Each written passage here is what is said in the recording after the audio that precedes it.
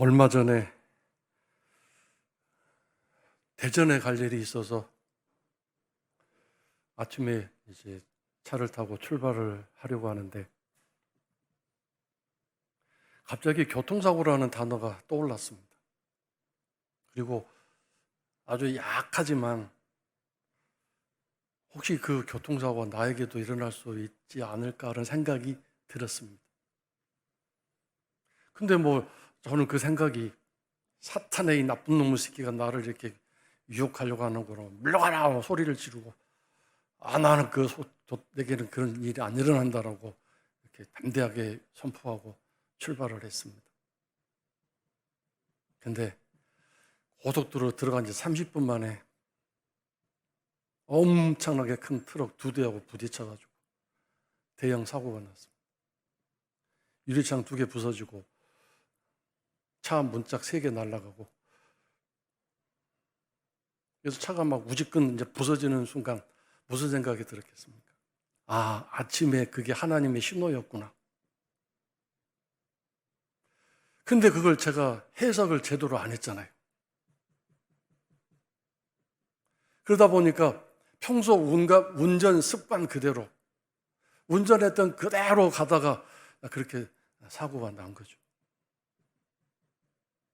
하나님은 오늘 우리들에게 끝없이 신호로 이렇게 또는 사인으로 당신의 뜻과 생각을 전달하십니다. 이걸 받아들이고 그것을 잘 해석해야 되겠죠. 지난주에 어느 교회 앞을 지나오는데 서울에서 교회 앞에 이런 프랜카드가 걸려 있어서 순식간에 막 엄청난 깨달음이 왔는데 뭐라고 써 있었냐면 해석하면 해결됩니다. 참 말도 잘 만들었어요. 다 같이 한번 크게 해볼까요? 해석하면 해결됩니다. 그 앞에다가 잘 해석하면 문제가 해결됩니다. 이렇게 설명할 수 있을 것이고, 잘 해석한다는 게 뭐냐면 하나님의 뜻과 생각이 뭔가, 이 해석이죠. 하나님의 뜻과 생각이 뭔가.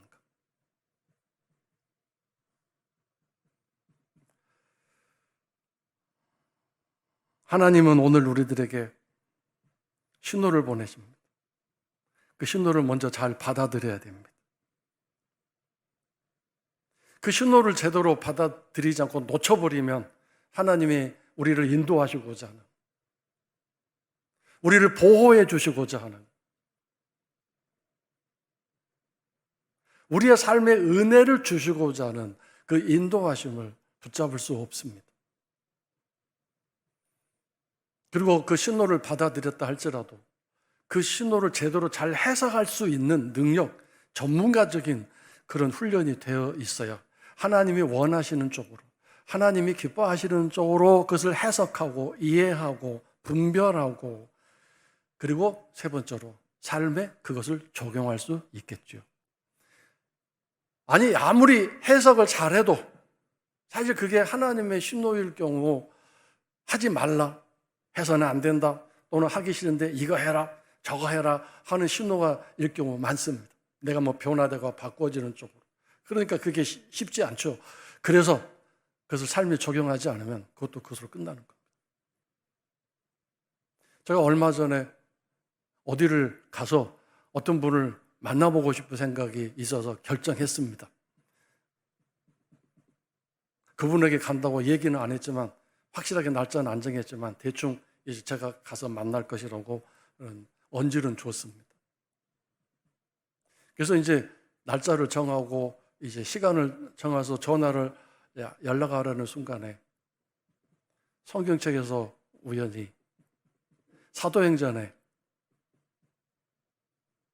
바울 사도가 전도 여행을 가려고 하는데 가지 말라, 그리고 이쪽으로 가라 하는 그 말씀 구절이 어떻게 딱 눈에 들어왔습니다.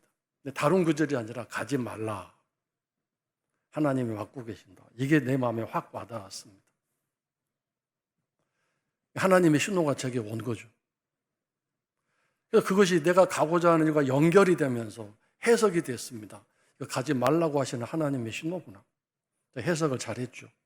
근데 정말 가고 싶고 만나고 싶었거든요. 근데 그걸 내 삶에 적용해야 되니까 안 가기로 결심했습니다. 지금도 궁금한 건 제가 그걸 어기고 모른 채 하고 갔을 경우 어떤 일이 일어났었을까 상당히 궁금하기도 합니다. 사실 그 순간 이게 진짜인지 가짜인지 한번 실험상 한번 가볼까 하는 생각은 들었는데 그 순간 또 해석이 되는 게 야, 이게 좋은 일이고 너에게 행복한 일이면 하나님이 막았겠냐? 이렇게 신호를 보내서 가지 말라고 하시는 걸 하셨겠냐? 분명히 가는 도중이라든지 아니면 간 이후 어떤 일의 결과가 너에게 좋지 않은 일이 있을 걸 아셨기 때문에 너에게 그렇게 신호하고 너에게 그렇게 가지 못하도록 하나님이 하신 게 아니겠냐? 이런 생각이 들어서 그런 어리석은 시도를 하지는 않았습니다만 지금도 사실은 궁금하죠.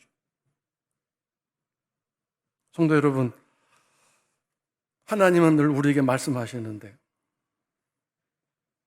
그래서 하나님이 신호로 보내십니다. 신호. 어떤 사람은 이렇게 하나님의 음성을 들었다 얘기하는데 하나님의 신호입니다. 문제는 그 해석을 어떻게 잘하느냐에 따라서 하나님의 신호가 제대로 내 삶에 평탄함과 평온함과 복된 은혜의 길로 인도하실 수 있기도 하고 이게 하나님 음성을 들었는데 왜 이러지 하고 엉뚱한 해석을 하면 잘못된 결과들이 올 수도 있습니다. 자, 여기서 하나님을 찾는 사람이라는 것과 연결해서 이제 생각해 보려고 합니다.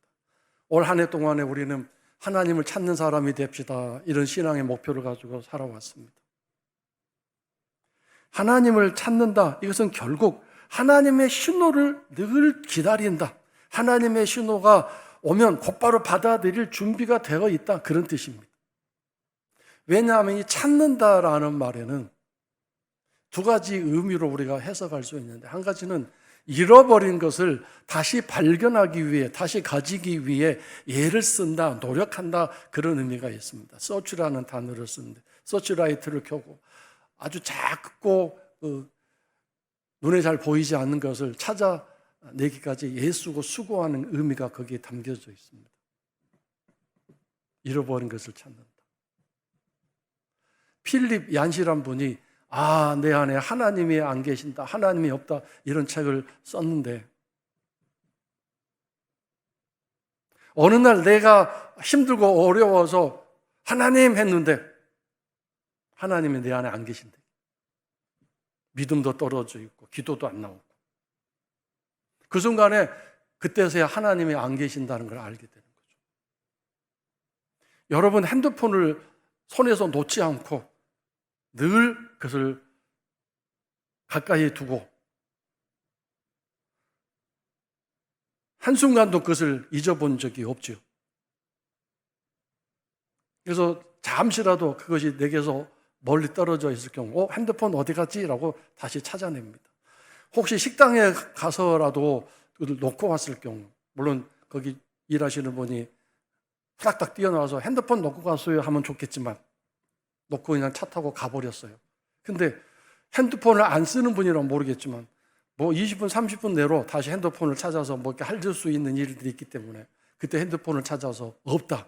그러면 어디에서 내가 핸드폰을 잃어버렸을까 추적해서 거기 가야 되지 않겠습니까? 잃어버린 지점으로 가야 되는 거죠. 하나님을 찾는다라는 말은 하나님을 혹시 내가 잃어버리지 않았나 삶의 염려와 근심으로 나의 나태함과 게으름으로 그것을 늘 체크하고 점검하는 삶을 말합니다.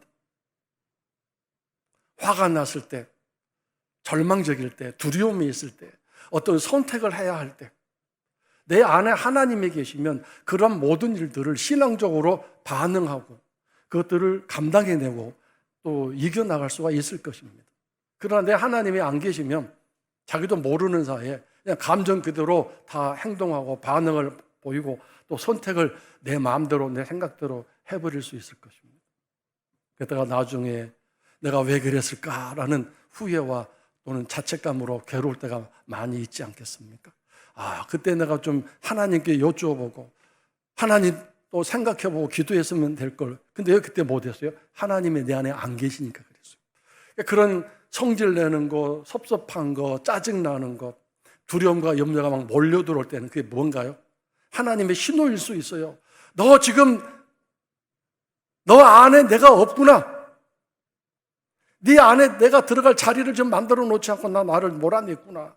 그래서 하나님이 신호죠. 근데 그걸 깨닫지 못하고 하나님 찾아야 될 그런 열심과 또 기도의 삶을 살지 않는다면 영원히 귀에는 사라지는 거죠. 두 번째, 하나님을 찾는다는 얘기는 열심을 낸다, 집중한다, 그런 뜻입니다. 관심을 계속 거기 갖는다, 그 뜻입니다. 오늘 여러분은 어떤 쪽에서 하나님을 찾아야 될 상황인가요? 첫 번째입니까? 아니면 두 번째입니까? 이 첫 번째와 두 번째는 계속해서 삶에서 일어나야 한다고 생각합니다. 하나님이 내 안에 계신지 점검해야 되고, 나는 계속 하나님께 집중하고 있는지, 휴대폰에 대한 애정처럼 휴대폰에 대한 관심 그 정도만큼이라도 하나님에게 계속 마음이 가 있어야 하고 집중이 되어 있어야 되지 않겠습니까? 하나님이 보내시는 신호, 사인을 잘 받아들이고 또 알아차리고 그것을 잘 해석할 수 있는 그런 실력이 우리들에게 늘 쌓아져야 됩니다. 에레미야서 33장 3절을 보겠습니다. 너는 내게 부르짖으라. 내가 응답하겠고 네가 알지 못하는 크고 은밀한 일을 너에게 보이리라 그랬습니다. 크고 은밀한 일이란 뭡니까? 해석을 잘 해서 알려주시겠다는 뜻입니다. 네가 해석하기 힘든 일, 네가 이해하기 어려운 일을 내가 잘 가르쳐 주겠다. 어떤 경우에? 부르짖어 기도하면. 이 부르짖는다는 말이 꼭 소리만 고함을 지른다는 그 뜻이 아니라 집중한다, 열심을 낸다, 간절히 소망한다, 그런 뜻입니다. 그래서 그렇게 하면 내가 너에게 응답하겠다. 그리고 내가 잘 가르쳐 주고 해석해 주겠다. 이 보여준다라는 말은 해석해 주겠다, 잘 깨닫게 해주겠다, 그 뜻이죠. 오늘 본문 말씀에 이 부르짖는 사람, 하나님을 찾는 사람, 주님을 찾는 사람의 이야기가 나옵니다. 바디메오라는 사람의 이야기입니다. 예수님이 여리고 성에 들어갔다가 나오시는데 그 길가에, 성문 주변 길가에서 구걸하던 맹인인 바디메오가 예수님을 만나는 사건입니다. 예수님이 지나가 있다는 그런 또 소식을 듣고 예수님을 향해서 부르짖었습니다. 예수님, 저 좀 불쌍히 여겨주세요. 이렇게 부르짖었습니다.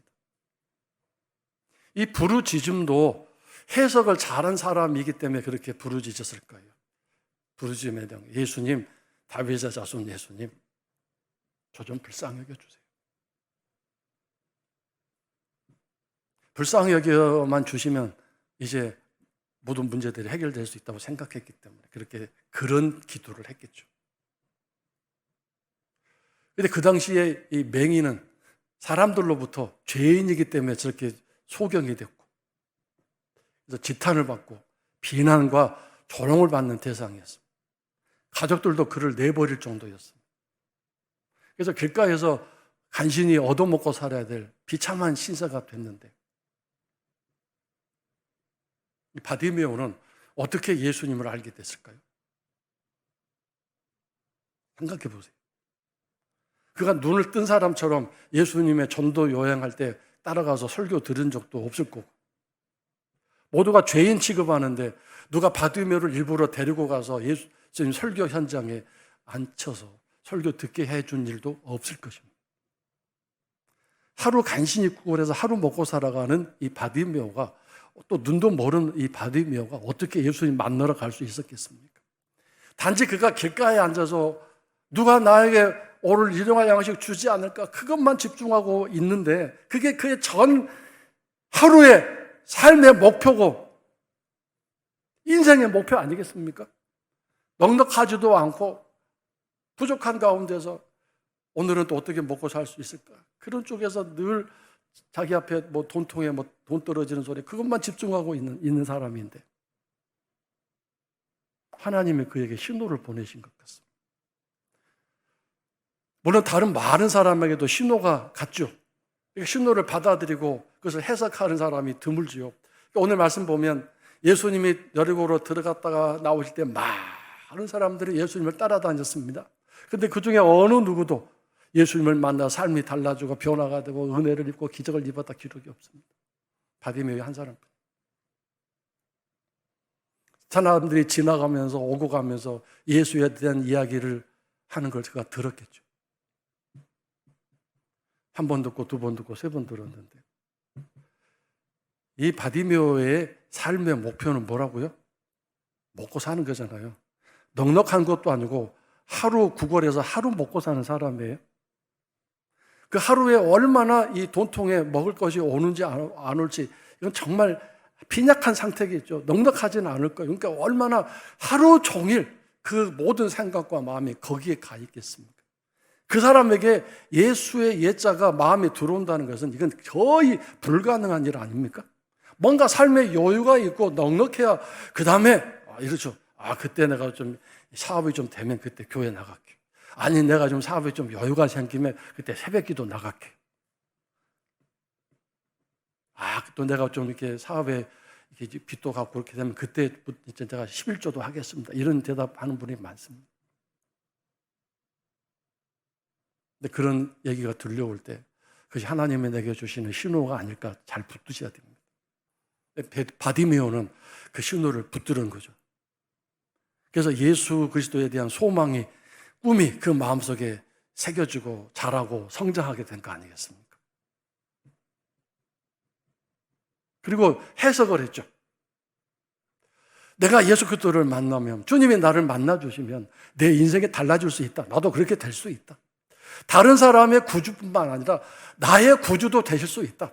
이렇게 해석한 거 아니죠? 해석한 거죠. 감히 언강생심 이런 생각을 품게 된 것은 해석을 잘했기 때문에, 그래서 내 삶에 적용했기 때문이죠. 안 그렇습니까?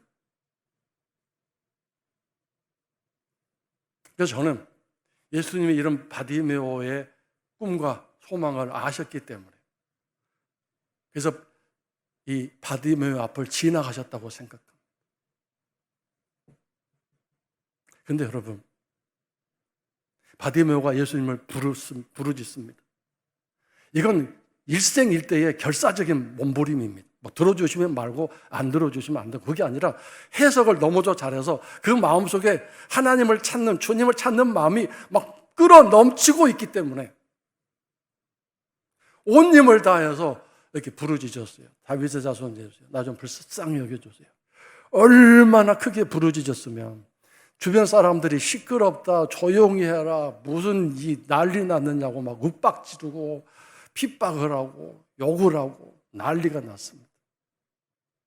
성경에 있죠. 많은 사람들이 핍박했다고 되어 있죠. 근데 예수님은 첫 번째 부르짖음에 응답 안 하셨습니다. 하나님은 가끔마다 묘하신 분입니다. 우리를 테스트하십니다. 아시면서도 테스트하십니다. 꺾어지는지 중단하는지 포기하는지, 너의 해석과 너의 적용이 어디까지 가는지 보겠다고 하시는 것 같습니다.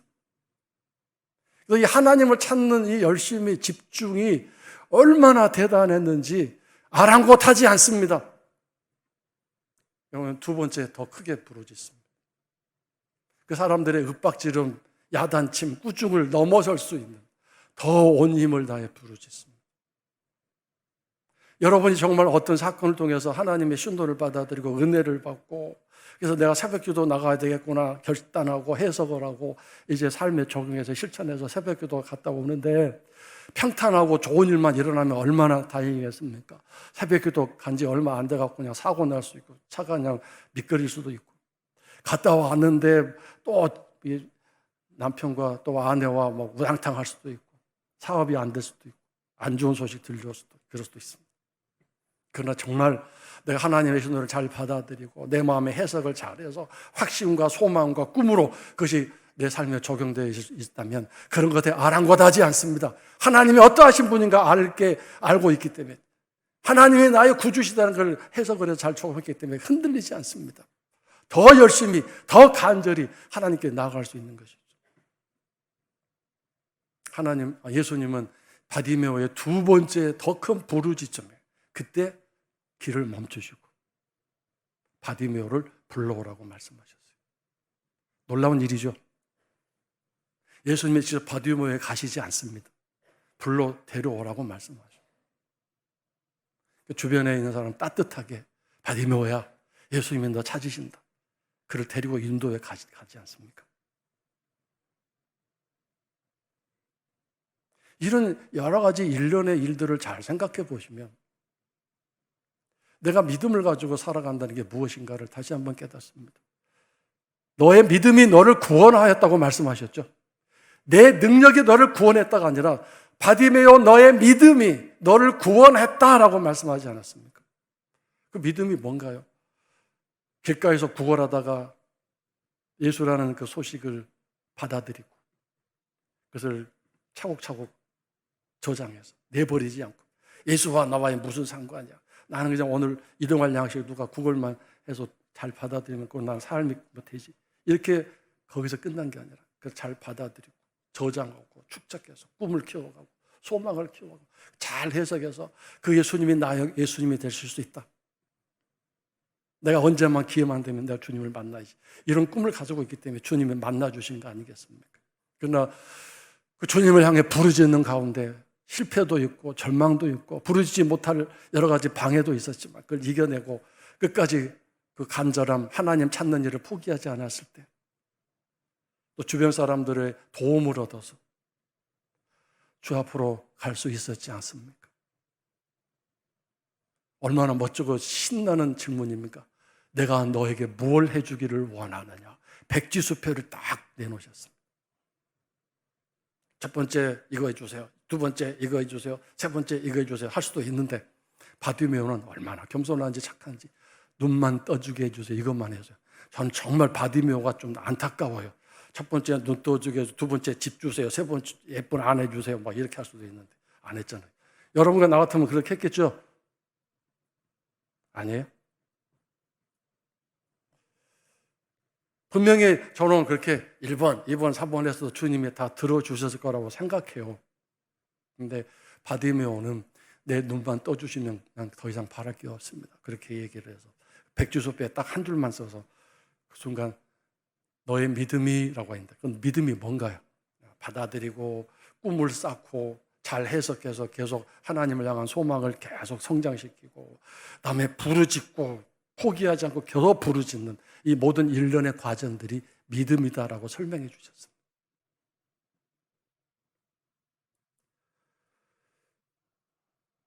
하나님은 준비된 사람에게 준비되신 복을 주십니다. 우리가 하나님을 찾는 사람이 되자는 그런 신앙의 꿈입니다. 하나님을 찾는 사람이 됩시다. 하나님을 찾는 게 뭔지 아직도 이해가 안 되시면 핸드폰을 손에 쥐고 다니고 늘 확인하고 손에서 놓지 않는 우리들의 일상을 생각해 보시면 알 수 있어요. 그것이 바로 하나님을 찾는 사람이에요. 하나님과 늘 가까이 하는 사람이에요. 하나님을 절대로 잊어먹지 않고 하루 매 순간도 하나님과 가까이 하려고 하는 삶이에요. 하나님의 신호를 잘 받아들이고 캐치할 수 있겠죠. 이 경우를 잘 이해하기 위해서 우리 남자 성도들은 잘 모르시겠지만 여자 성도들은 아실 거라고 생각해요. 첫 번째 아이를 낳았을 때 그 아이를 안방에 뉘어놓고 이 부엌에 와서 일을 할 때도 그 아이와의 그 주파수 채널이 끊어지지 않고 연결되어 있습니다. 그래서 안방에 있는 아이가 조금이라도 기척하는 소리가 들리면 그게 어떤 신호인지 재빨로 알아차리고 가서 뭐 젖을 준다든지 기저귀를 갈아준다든지 또 안아준다든지 여러 가지 거기에 맞는 맞춤 서비스를 할 수 있을 것입니다. 어머니는 그렇게 이 갓난아이에 대한 주파수가 그 마음이 그쪽으로 가 있기 때문에 오늘 나의 생각, 나의 마음이 하나님께로 늘 가 있는가 이걸 점검하십시오.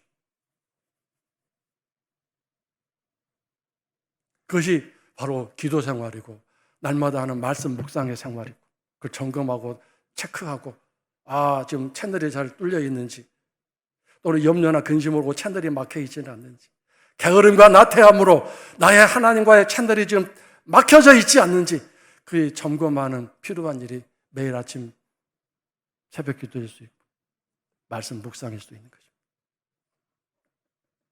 이거 매일매일 점검하지 않으면 안 됩니다.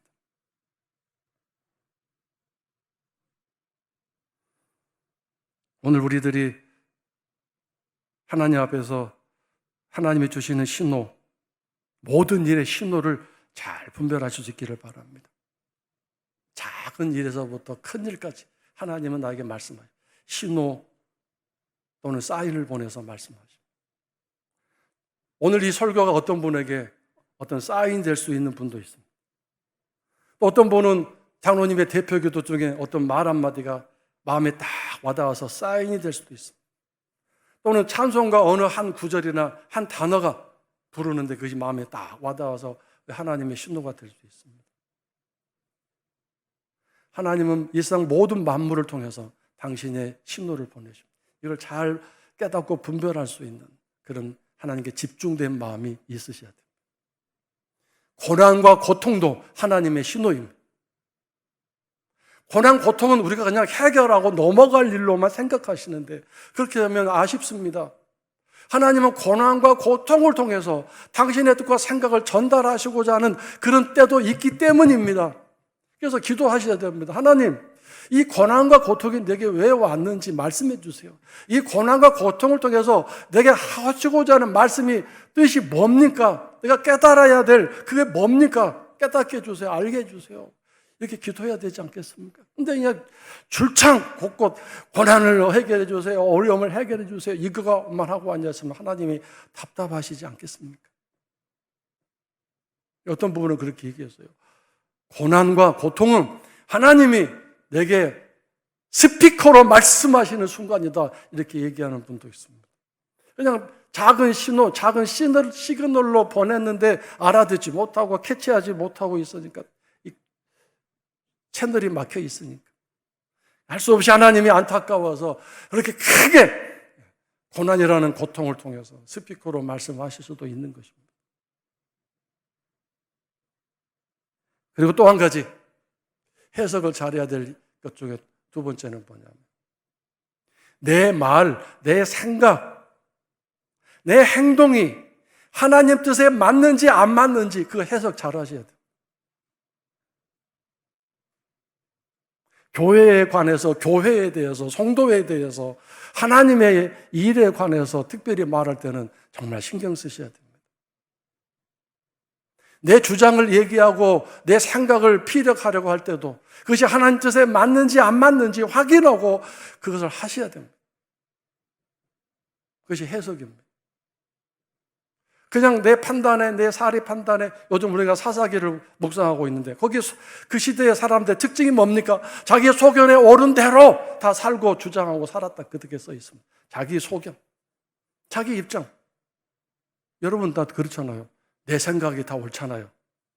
이 세상이 내 생각대로만 움직인다면 이 세상은 천국이지 그렇게 하지 않습니까? 그런 생각은 어린 꼬맹이부터 노인에 이르기까지 사람은 다 그런 생각 가지고 살고 있어요. 그러다 보니까 서로 싸움이 되고 충돌이 되고 내 생각, 네 생각 다르다고 원수가 되기도 하죠. 그래서 해석을 잘해야 될 것 중에 두 번째가 내 생각, 내 말, 내 행동 이것이 하나님 뜻과 하나님 계획과 맞는지 안 맞는지 이걸 잘 해석하셔야 돼요.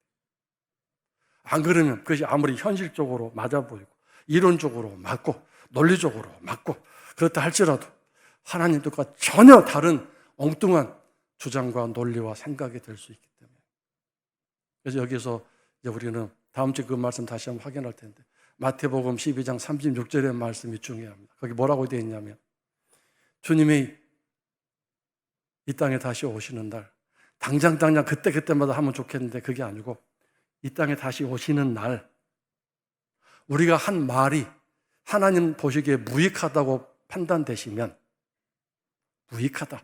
하나님에게 아무런 도움이 안 된다. 하나님 교회에 아무런 도움이 안 된다.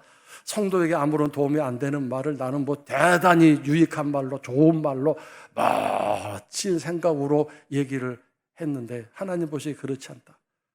무익한 말에 대해서는 뭐라고 하냐면 신문하시겠다고 해요.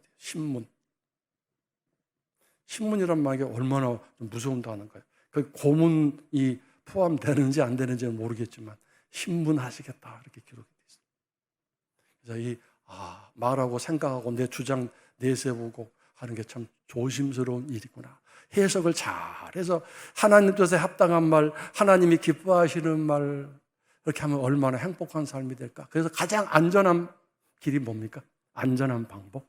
격려하고 축복하고 사랑한다고 말하고 잘 되기를 바랍니다 하는 이런 말은 얼마나든지 안전하죠. 내 아내나 내 남편에게 또는 심지어 내 자녀들에게까지 비판하고 정죄하고 야단치고 꾸짖는 건 참 위험한 말인 것 같습니다. 하다못해 여러분 성경에 그렇게 되어 있잖아요. 에이 바보 같은 놈, 이렇게 뭐라고 그랬어요? 살인죄를 저지른 거라고 하셨잖아요. 사람 죽인 거가 똑같다고 하셨어요. 이제 C.S. 로이스 목사님의 얘기를 하고 마치겠습니다. 그 목사님이 뭐라고 말씀하셨냐면, 영국의 유명하신 목사님이십니다. 오래전에 돌아가셨는데, 기독교인들은 세상 사람들보다 큰 장점을 가지고 있다. 예수 안 믿는 사람들에 비해서 덜 타락하거나 덜 죄짓기 때문이 아니다. 타락한 이 세상에서 내가 타락했는지 아니면 타락할 위험에 있는지 아닌지를 세상 사람들보다 빨리 더 쉽게 잘 알 수 있기 때문이다 그랬습니다. 어떻게 내가 다른 세상 사람들보다 덜 타락하고 덜 죄 짓는 사람인지 아닌지 알 수 있나요? 하나님의 신호를 주시기 때문이고 그 신호를 잘 받아들이면, 잘 해석하면 우리가 그런 장점을, 도우심과 은혜가 있기 때문에 세상 사람보다 좋은 아름다운 삶을 살아갈 그런 은혜 안에 있다고 말씀하신 거죠. 근데 하나님의 신도도 안 받아들여도 해석도 제대로 안 하지, 해석을 제대로 했다 할지라도 그 삶에 적용하지 않고 있으면 세상 사람과 뭐 다를 바가 뭐가 있겠어요. 마지막으로 잠언 8장 17절 말씀을 읽고 마치겠습니다. 다 같이 함께 그렇게 읽겠습니다. 나를 사랑하는 자들이 나의 사랑을 입으며 나를 간절히 찾는 자가 나를 만날 것이니라. 저 예외 없는 말씀이잖아요. 자, 이거 잘 생각해 보세요. 나를 사랑하는 자들. 여러분 다 하나님 사랑하시죠? 다 사랑하시죠. 여러분 가운데 누가 하나님 사랑하지 않는 분이 누가 있어요? 근데 문제는 내 사랑이 하나님께 통해야 되잖아요. 내가 누군가와 사랑할 때 내 사랑을 상대방이 인정해줘야, 그래 당신이 나 정말 사랑하는구나 받아줘야 그 사랑에 통하고 사랑이 제대로 효력이 있지 않습니까? 당신은 사랑을 하는데 이기적이야. 당신 생각대로만 사랑해. 당신 방법대로만 사랑해. 왜 내가 원하는 쪽으로 안 해주는 거야? 그건 사랑 아니잖아요. 독재잖아요. 고집이고 아집이잖아요. 아니, 나 당신 정말 사랑하는데 상대방의 사랑한다고 인정 안 해주는데 그게 무슨 사랑이겠어요? 마찬가지예요. 내가 하나님을 사랑한다고 할 때 그 하나님이 내 사랑을 받아주시고, 그래 네가 정말 나를 사랑하는구나 인정해 주셔야 사랑이 진짜 아닙니까? 하나님이 내 사랑을 인정해 주시고 받아주는 게 뭐로 증명돼요? 나의 사랑을 입는다 그랬죠. 입는 나는 받게 된다. 하나님이 사랑이 내게 왔구나, 사랑에 내 안에 막 쏟아지는구나, 이걸 깨닫고 경험하게 된다는 거죠. 그 다음에 나를 찾는 자인데 앞에 뭐라고 붙어있어? 간절히. 적당히가 아니고 뭐 시험이 오고 환란이 오면 중단해버리는 찾는 게 아니라 계속해서 끝까지 하나님 만나 주실 때까지 포기하지 않는 이 믿음의 찾음, 열심히 찾는, 집중하는 이 믿음. 나를 간절히 찾는 자, 나를 만난다, 이렇게 하셨습니다.